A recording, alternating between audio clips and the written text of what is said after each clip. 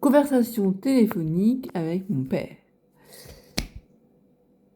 Avec une personne qui est aphasique suite à un grave accident de deltaplane il y a plus de 30 ans qui lui a occasionné un traumatisme crânien. Et donc, après un mois de coma, il s'en est rescapé et maintenant il a bientôt 90 ans. Donc, la communication est un peu difficile avec lui. Je vous donne un exemple. Je reçois un appel de lui. Je vais essayer de me concentrer pour ça va un peu de mon père. Euh, j'ai pas un téléphone, on va faire croire que c'est un téléphone. Allô, c'est Jean. À chaque fois, il m'armonne un peu dans sa barbe. Parce qu'il cherche ses mots. Je me moque pas de lui là, je vous montre un petit peu ce que c'est que d'avoir un père aphasique depuis des années. Parce qu'il a eu son accident, j'avais 21 ans. Christelle, alors j'avais pas prendre sa voix, mais bon. Christelle, je voudrais. Non, il n'est pas comme ça. Bon, je voudrais. Il marmonne, on ne comprend pas ce qu'il dit. Il cherche ses mots, ce qui doit être très douloureux pour lui. Hein. C'est pour ça que je vous dis que je me moque pas. Et il est là, il n'y arrive pas, on entend un peu respirer, souffler. Hein. Puis à un moment donné, il fait du style. Ça m'énerve parce que je ne trouve pas mes mots. Donc, il faut être patient dans ces cas-là. Il ne faut pas essayer. Tu veux dire ça, tu veux dire ça. Il va encore plus faire ça. Parce qu'il est connecté avec lui-même, on va dire. Il essaie de trouver ses mots. Donc, il y a un moment donné où, quand il essaie de parler, il dit par exemple, je voudrais. Alors, là, tu dis, est-ce que tu peux me dire de quoi tu parles, papa, avant de faire une phrase complète.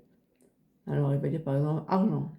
Alors, argent. On comprend que c'est de l'argent qu'il veut. Bon. Tu veux de l'argent? Oui ou non. Il faut des questions très simples où il n'a plus qu'à répondre oui ou pardon, parce que sinon, si vous demandez de faire une phrase, il ne peut pas. Donc, tu veux de l'argent? Donc, tu dis pas, tu veux de l'argent ou pas? Ah, il ne veut pas dire oui ou non. Donc tu veux de l'argent? Oui ou non. Ouais. Donc, il répond. Voilà, en fait, moi, c'était un message que j'ai eu. Donc, en fait, je vous le fais, il fait là. Une minute après, il cherche toujours ses mots. Et il fait, c'était Jean. Alors là, moi, ça me tue. Quand j'ai entendu ça, je suis vachement concentrée, je dis qu'est-ce qu'il veut dire, qu'est-ce qu'il veut dire, j'essaie de comprendre ce qu'il dit. Puis, à la fin, puis on en râlait, c'est désagréable parce que tu entends sa souffrance, tu vois. Puis à la fin, il dit, c'était Jean. Et là, pour moi, c'est une finale, la chute qui me, qui me fait rire parce que voilà, c'est, c'est compliqué, quoi. Voilà, c'était mon père. Ça, toute ma vie, quoi. Enfin, je l'ai connu avant, mais bon, voilà. Donc c'est compliqué de vivre avec une personne de traumatisé crânien. Et,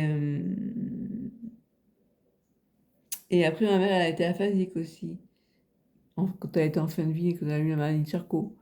Et je sais qu'on peut avoir des problèmes de parole quand on a la sclérose en plaques. Souvent, on m'a fait remarquer que je parlais trop vite. Alors, c'est peut-être une partie liée à la maladie, mais c'est aussi que j'ai toujours parlé très vite parce que pour arriver à parler à ma mère, il fallait pas rater le wagon. Il fallait prendre le bon train parce que sinon, elle vous attendait pas. Et ça a été peut-être que je ne vais pas tout mettre sur le dos de ma mère, mais voilà. Et donc, c'est compliqué de parler à une personne aphasique. Mais euh, pourquoi je faisais cette vidéo? Parce que je trouvais ça bien de parler de problèmes d'articulation, de parole, pas d'articulation. Ah, c'est moi qui ai un problème d'articulation. Mais je sais que si je me concentre et je fais attention, je peux articuler. Et parce que tout le monde ne peut pas dire, par exemple, mais ça, c'est un exemple. Les chaussettes de l'archiduchesse sont-elles sèches, archi-sèches? J'avais fait une fois des exercices comme ça d'articulation, de diction. Et j'y arrive quand je me concentre. J'ai tendance à aller très vite et à vouloir, comment dire, si je fais un effort, je peux parler doucement, je peux parler plus distinctement, voilà. Mais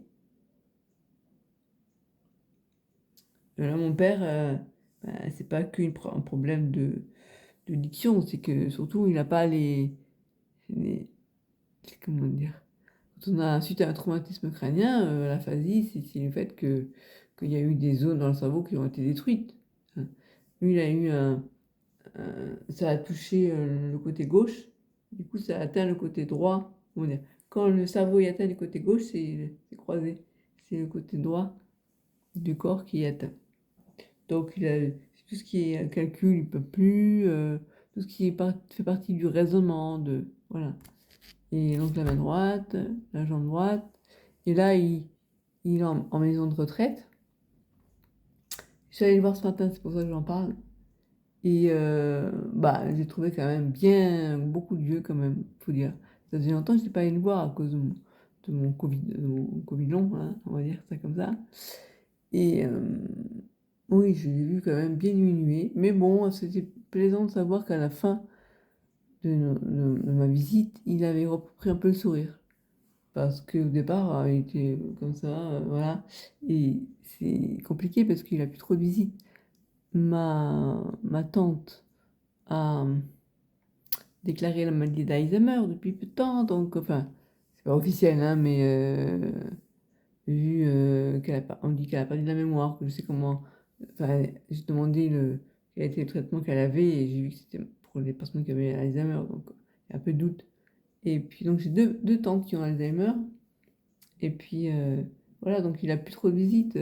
Mon frère, mon jeune frère est en Australie, donc il vient visiter très rarement, et mon frère aîné, maintenant qu'il n'y a plus rien la maison a été vendue, qu'il n'y a plus Et à un moment donné, il venait le voir très souvent pour lui dire: «Ah, ça serait bien, tu vas revenir à la maison et nous, on va s'occuper de toi. Et on va rester comme ça à la maison et on va pousser la tutelle d'accepter, la tutrice». Bref, je ne veux pas ces détails, parce que je n'ai pas envie de parler de ça. C'est perso, on va dire. Mais voilà, donc il a plus trop de visites, quoi. Et du coup, il est plus trop sollicité. Quand on vivait ensemble, moi, je le sollicitais beaucoup.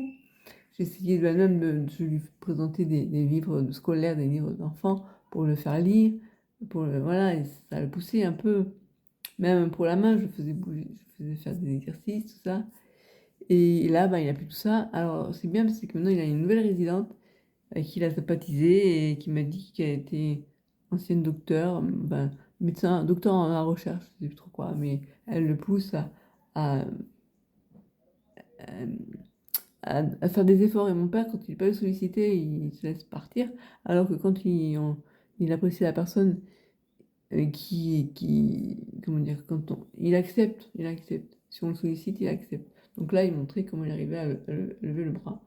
Et il disait, je le pousse à prendre la kiné, lui, il est pas content, il m'en veut parce qu'il voudrait marcher, alors que là, on le fait faire des exercices qu'il trouve débiles, mais en fait, c'est important. Bref, alors j'ai trouvé que ça me faisait plaisir de voir qu'il y avait quelqu'un qui s'occupait de lui, et donc qui, qui cherchait voilà, qui s'occupait de lui, oui, qui prenait soin de lui. Enfin voilà, donc en plus, c'est une bonne maison de retraite, je pense. C'est là-bas où j'expose mes aquarelles d'ailleurs. Voilà, donc bon. Euh, les problèmes de diction et d'aphasie, c'est quand même très particulier. Et c'est vrai, bon, on peut parler des personnes qui vivent avec ça. Moi, ce que je vois, c'est que il souffre de ne pas pouvoir trouver ses mots, parce qu'il n'arrive pas à s'exprimer. J'ai connu ça aussi avec mon jeune frère qui maintenant est on sait qu'il avait la grosse tête, qu'il était, pas la grosse tête, qu'il était matheux. Bref, il a fait des grandes écoles de commerce. Avant ça, il a fait maths sup aspect, c'est une tête, quoi, voilà ce que je voulais dire. Mais avant ça, il faut savoir qu'il ne parlait pas jusqu'à 5 ans. Et il y a des orthophonistes qui disaient qu'il avait un retard, quoi. Limite, qui disaient qu'il avait un retard mental, en fait. Alors que pas du tout. Et ma mère, elle avait fait confiance. Et non, non, c'est pas parce qu'il ne parle pas à 5 ans qu'il est débile. Donc voilà.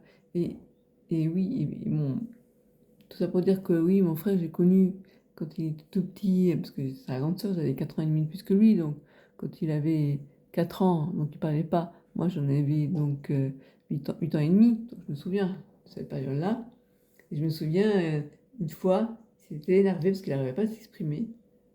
Et je comprends hein, que ce soit très très énervant de pas arriver à s'exprimer. Je vous en reparlerai. Donc il y a eu mon père, il y a eu mon frère, il y a eu ma mère.